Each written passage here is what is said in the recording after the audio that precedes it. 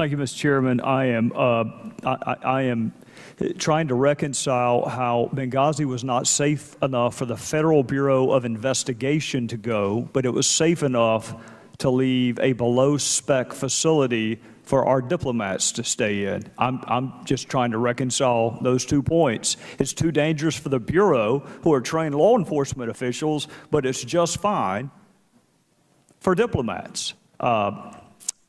At some point, I'll reconcile that. Let me do this, Mr. Hicks. I'm going to dust off something called the best evidence rule.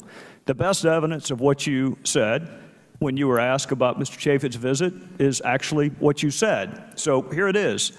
Those instructions were to arrange the visit in such a way that Representative Chaffetz and his staff would not have the opportunity to interview myself, John Martinic, and David McFarland alone. That's what you said in a deposition. So there shouldn't be any ambiguity about who said what when. That's your testimony. Now, I'd like to try to weave this tapestry together because this will be the last opportunity I have certainly today to talk to you. If I understand your testimony correctly, Mr. Hicks, and I want to be fair about it, so if I mischaracterize anything, you need to correct me. If I understand your testimony, in part, the ambassador was interested in going to Benghazi because of interest that Secretary Clinton had in Benghazi. Is that fair? That's fair. All right. Now, Mr. Nordstrom, same thing to you. And if I'm unfair in my characterization, you need to correct me.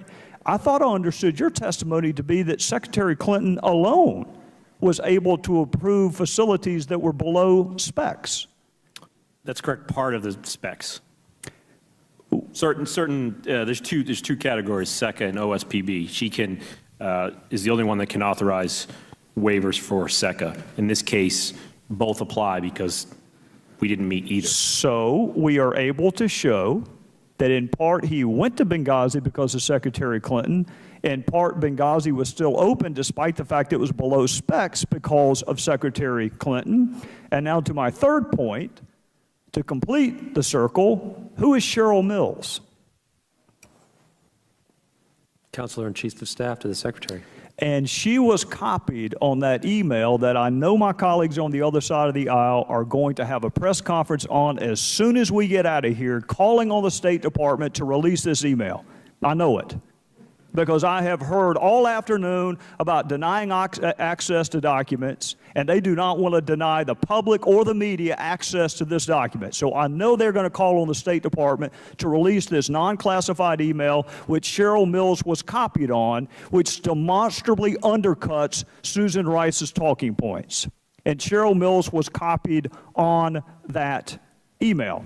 Mr. Gowdy, if I could add, Cheryl Mills was also the person that led our preparation for our October testimony. I'd never met her before, but that was explained to me who she was afterwards. And apparently, she was also less than pleased with Mr. Chaffetz's visit to Libya, if I understood that testimony correctly, which I find stunning. He's a subcommittee chairman on oversight, one of the more decent human beings I've ever met. I've never known him to inspire that strong of emotion in anyone other than Ms. Mills. Let me say this to you, Ambassador, in conclusion. You have made a compelling case today for why it is important to tell other countries the truth.